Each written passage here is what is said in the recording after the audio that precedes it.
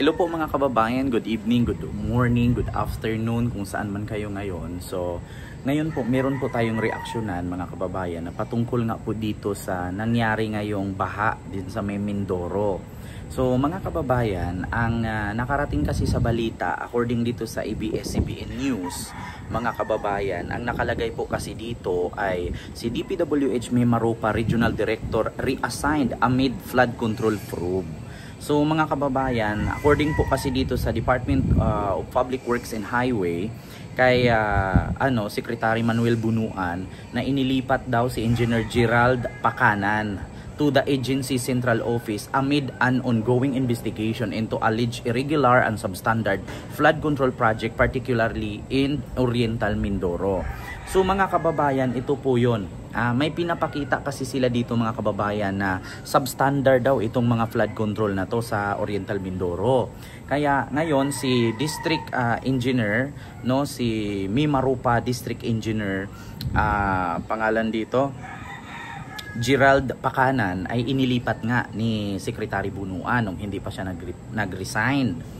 So ngayon mga kababayan, meron po kasing na lumabas ngayon ng mga balita na kung saan ang kadahilanan pala di umano ng baha diyan sa Mimaropa, ang kadahilanan pala ng malakas na tawag dito buhos ng baha diyan sa may bandang Mindoro, hindi pala dahil dito sa mga flood control.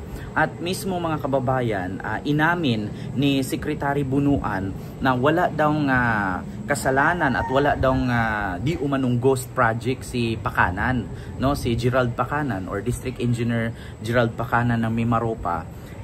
Pinabulaanan niya na fake news daw ito according mga kababayan dito sa interview. Ayan po. Actually, the barangay that they're talking about, the barangay captain that they're talking about.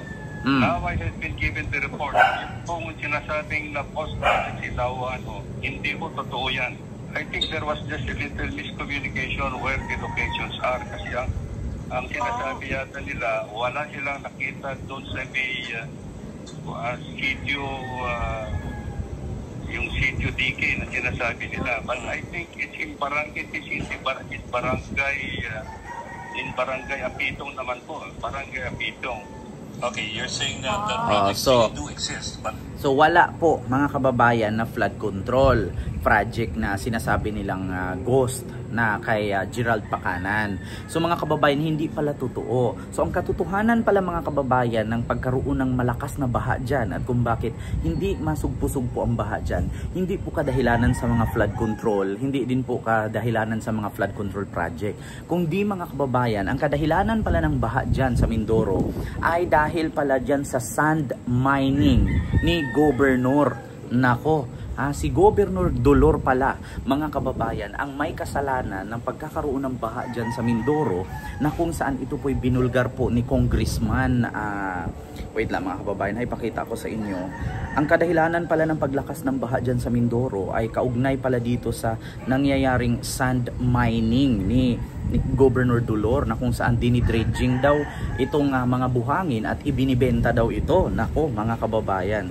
So ito po mismo si Congressman Arnan, correct me if I'm wrong. Ito po ang kadahilanan ng pagkakaroon ng baha dyan sa Mindoro na hanggang ngayon ay lalong lumalakas at lumalalim ang baha.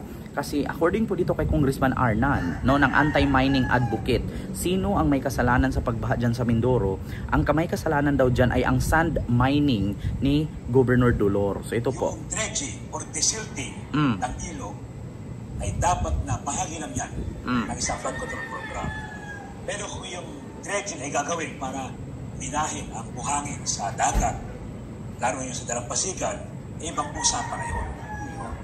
At dapat hindi ka dyan ang mga maaari maging epekto nito sa kalikasan. Base sa ating narinig, napanood, doon sa nangyari sa isang lugar dyan sa Bayan ng Gloria, na kung yung dalampasigan, yung shoreline, yung coastal area. Alisin mo ang dredging, lulubog pa rin ito. Ano ang natin sabi? Nangilang ka ng ilang panahon, wala nang lupa dito. Lagyan mo ng dredging, lalapat yun ang lupa dito. So, yun po mga kababayan, narinig nyo po na ang kadahilanan po ng paglakas ng tubig dyan at pagbaha dyan sa Mindoro, sa parting lugar na Mindoro, ay dahil dyan sa dredging. Actually mga kababayan, mismong si Pangulong Bongbong Marcos, hindi po pumapayag sa dredging kasi una, bukod na sa mahal, no? Bukod na sa mahal ang gastos dyan sa pagdidredging, hanggat kinukutkot mo yan para lumalalim ang lupa or ang ilog para ang tubig bumababa, pero galing sa taas, ang lupa bababa pa rin yan. No, kahit palalim ka ng palalim dyan, at saka ang dinadahilan dito ni Governor Dolor mga kababayan ay dredging daw, kaya mawawala daw ang baha. Mismong si Pangulong Bongbong Marcos hindi pumapayag pagdating sa dredging kasi halimbawa, itong area na to ilog. No, dito kukutkutin mo para lalalim ang tubig, bababa siya, hindi siya aapaw. Ang problema, yung ilog mula sa taas, pag nagbaha yan, may madadala yan na mga loam soil. Yung mga loam soil, yan yung mga nasa ibabaw na tawag dito lupa na pag nagbaha, nadadala. So, yung dinidredging mo dito sa unahan, natatabunan pa rin ng mga loam soil. Kaya mga kababayan, at ito pa ang nakarating mga kababayan na yan daw ang kadahilanan talaga mga kababayan ng paglalim ng baha dyan sa Mindoro ay dahil dyan sa sand mining ni Governor Dolor. At ito pa mga kababayan, ito po. So, ayan po ang nagawa nila dyan sa most outstanding. Ayan, ito ipakita ko sa inyo mga kababayan. Si District Engineer po, no, District Engineer Gerald Pacanan ay most outstanding po yan. Proof of excellence niya ay ang technical operation, planning, financial management, procurement, and stakeholder of engagement. Yan po yung mga ginagawa niya dyan. Wala po siyang record dyan ng mga pagnanakaw at may ginagawang mga ghost project dyan sa may Mindoro. Bagkos ang kadahilanan po di umano ng paglakas ng baha dyan sa Mindoro ay ang sand mining na pinangunahan ni Governor Dolor. Nako po mga kababayan. So ito po ang mga nagawa, no? May mga project po yan si District Engineer Gerald Pacanan, no? Marami po, accommodate the elderly with a sense of comfort, no? A new multipurpose building. So marami po siya mga project na pinapagawa. Ang may kasalanan po diyan mga kababayan, no, ng pagkakaroon ng malalalim na baha, no, ay dahil po sa dredging or sand mining ni Governor Dolor, na kung saan pinatutuhanan po yan ni Congressman Arnan, no? Si Congressman Arnan po mismo nagsabi saan daw napunta itong sand mining ni Governor Dolor, hindi ba daw ito'y nabenta sa yuan or dollar, no? So yun po daw di umano mga kababayan, kung hindi daw dinidredging yan, no, at ginagawang sand mining ni Governor Dolor, hindi po lalalim yan at tawag dito lalakas ang baha dyan sa Mindoro.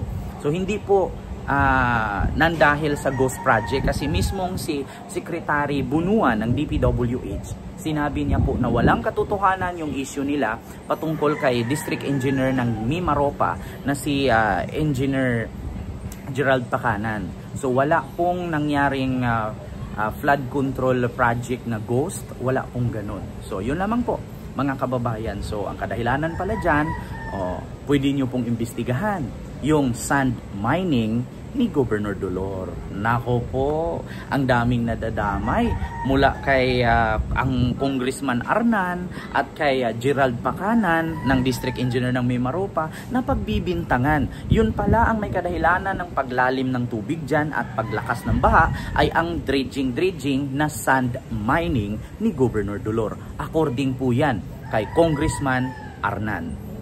Yun lamang po. Maraming salamat.